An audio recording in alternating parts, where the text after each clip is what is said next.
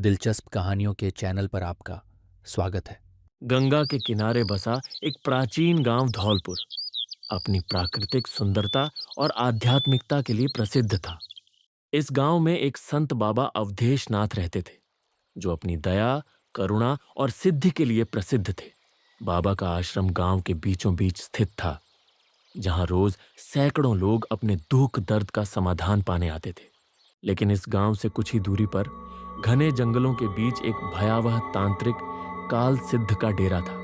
काल सिद्ध काले जादू का माहिर था और अपनी तांत्रिक शक्तियों से लोगों को डराकर उनसे धन ऐंठता था। वह बलि, टोना टोटका और डरावने तंत्र मंत्रों से लोगों को अपने वश में कर लेता था।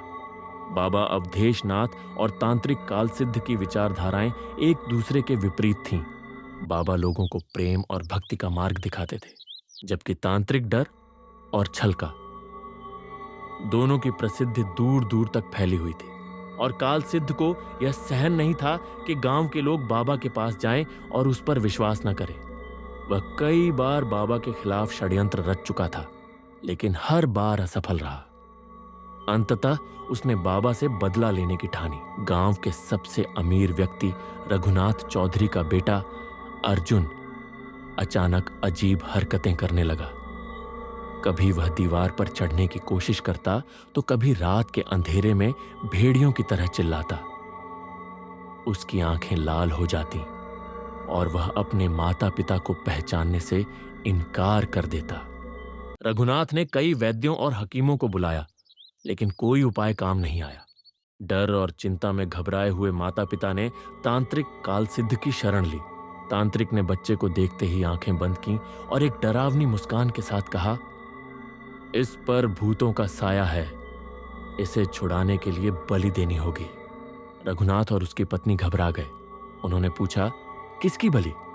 तांत्रिक ने कहा, गांव के किसी निर्दोष बालक के। केवल तभी तुम्हारा बेटा ठीक होगा। यह सुनते ही पूरे गांव में सनसनी फैल गई। सब भयभीत हो गए कि न जाने किसके घर का बच्चा बलि के लिए चुना जाएगा। लेकिन तभी किसी ने सुझाया, बाबा अवधेश नाथ से मदद मांगनी चाहिए। वे हमेशा सत्य और धर्म की राह दिखाते हैं। रघुनाथ तुरंत बाबा अवधेश नाथ के पास पहुंचे और पूरी घटना बताई। बाबा मुस्कुराए और बोले, कभी भी अधर्म के रास्ते पर मत चलो। जो शक्ति निर्दोषों की बलि मांगती है, वह नाश का कारण बनती है। बाबा ने अर्जुन को देखा और तुरंत समझ गए कि यह तांत्रिक काल सिद्ध का मायाजाल है। उन्होंने अपने कमंडल से गंगा जल निकाला और अर्जुन पर छिड़क दिया। अर्जुन दर्द से तड़प उठा और जोर जोर से चिल्लाने लगा। लेकिन कुछ ही क्षणों में उसकी आंखें सामान्य हो गईं और उसने अपने माता पिता को पहचान लिया। गांव वालों को अब यकीन हो गया कि यह सब तांत्रिक का षड्यंत्र था। लेकिन तांत्रिक चुप बैठने वालों में से नहीं था। उसने बाबा को चुनौती दी, अगर तुम्हारी शक्ति सच्ची है तो आओ, मेरा सामना करो।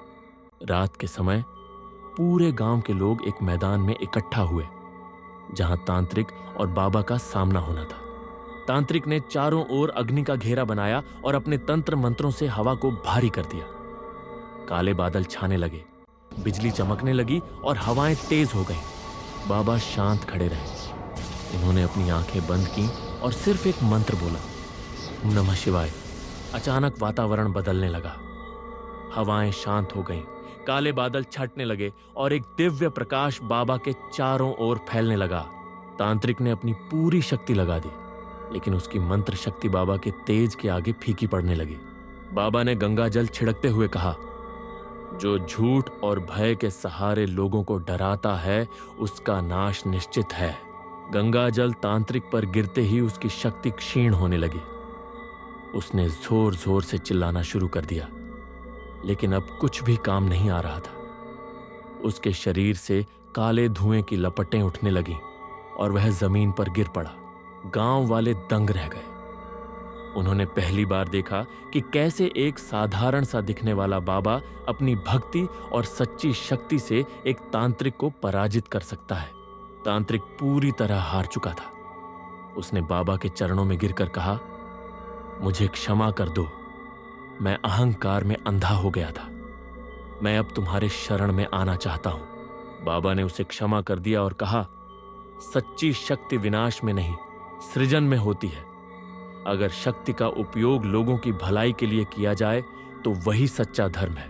गांव फिर से शांति और प्रेम से भर गया। तो आज के लिए बस इतना ही। लाइक और सब्सक्राइब करना नहीं भूले दिलचस्प कहानियों के चैनल को। मिलते हैं